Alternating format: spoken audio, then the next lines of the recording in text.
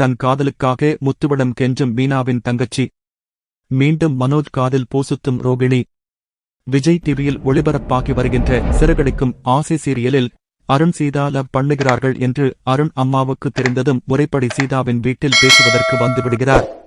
அப்படி வந்து பேசும் பொழுது 2 பேரும் ஒருத்தரை ஒருத்தர் புரிந்து காதலிக்க ஆரம்பித்து விட்டார்கள். இவர்கள் 2 பேரும் கல்யாணம் பண்ணிக்கொண்டால் இவர்களுடைய வாழ்க்கை சிறப்பாக இருக்கும் என்று அருண் அம்மா சொல்கிறார். அதற்கு மீனாவின் அம்மா, எங்க மாப்பிள்ளைக்கு பிடிக்காத எந்த ஒரு விஷயத்தையும் நாங்கள் பண்ண மாட்டோம். என்னுடைய மூத்த மாப்பிள்ளைதான் இந்த வீட்டிற்கு எல்லாம். அவருக்கு உங்க பையன் பிடிக்கவில்லை, அதனால் இந்த சம்பந்தம் வேண்டாம் என்று தெளிவாக சொல்லிவிட்டார். அதனால் அவரை மீறி நாங்கள் எதையும் பண்ண மாட்டோம் என்று சொல்லி அருண் அம்மாவை வெளியே அனுப்பி வைத்து விடுகிறார்.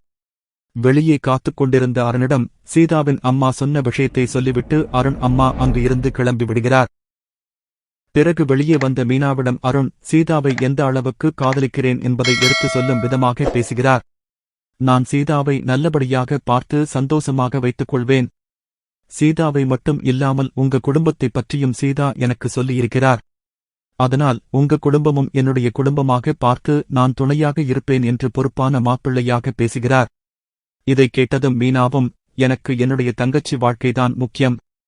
அவள் எந்த ஒரு முடிவு எடுத்தாலும் அது சரியாகத்தான் இருக்கும் என்று நான் நம்புகிறேன். அதனால் அவள் ஆசைப்பட்ட விஷயத்தை நான் நிச்சயம் நிறைவேற்றுவேன். அதே நேரத்தில் என்னுடைய வீட்டுக்காரரை எதிர்த்து எதையும் பண்ணவும் மாட்டோம். அவரை சமாதானப்படுத்தி எல்லோருடைய ஆசிர்வாதத்துடன் உங்களுடைய கல்யாணம் நடக்கும் என்று சொல்லிவிடுகிறார். பிறகு இதையெல்லாம் பார்த்து சீதா முத்துவை சந்தித்து பேசுகிறார். அப்பொழுது அருண், ரொம்ப நல்லவர், நீங்கள் கொஞ்சம் புரிஞ்சிக்கோங்க. நான் எடுத்த உடனே அருணை காதலிக்கவில்லை. அவர் எனக்கும் நம்ம குடும்பத்துக்கும் சரியாக இருப்பாரா என்று தெரிந்து கொண்ட பின்புதான் நான் அவரை காதலிக்க ஆரம்பித்தேன். அதனால் எனக்கு அவருடன் கல்யாணம் நடந்தால் சந்தோஷமாக இருக்கும். அதே நேரத்தில் உங்கள் விருப்பம் இல்லாமல் எங்களுடைய கல்யாணமும் நடக்காது என்று தன்னுடைய காதலுக்காக முத்துவிடம் கெஞ்சுகிறார். ஆனால் முத்து பிடிவாதமாக, எனக்கு அந்த அருண் பிடிக்கவில்லை, உனக்கும் வேண்டாம். நான் நிச்சயமாக உனக்கு ஒரு நல்ல மாப்பிள்ளையை பார்த்து கல்யாணம் பண்ணி வைப்பேன்.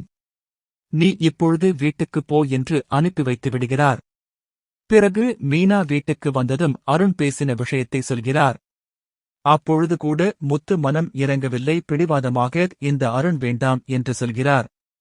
அடுத்ததாக மனோஜ் இன்னும் அவருடைய அம்மா பேச்சை கேட்டுக்கொண்டு நம்மிடம் பேசாமல் இருக்கிறான். இவனை இப்படியே விட்டு விடக்கூடாது, நம்முடைய வழிக்கு கொண்டுட்டு வரவேண்டும் என்று முடிவு பண்ணிய ரோகிணி, மனோஜ் குளித்துக் கொண்டிருக்கும் பொழுது வெளியே மகேஷ் என்பவர் உடன் சும்மா பேசுவது போல் டிராமா பண்ணுகிறார். இதை பார்த்ததும் மனோஜும் பயப்பட ஆரம்பித்து விட்டார். எங்கே நம்மளை விட்டுவிட்டு வேறு யாருடையாவது போய்விடுவார் என்று பயத்தில் மனோஜ் பேச ஆரம்பித்து விடுவார். ஆனால் இந்த ரோகிணி தனக்கொரு விஷயம் நடக்க வேண்டுமென்றால் எந்த ஒரு கீழ்த்தனமான விஷயத்துக்கும் போவார் என்பதற்கு இதுவும் ஒரு உதாரணம்தான்.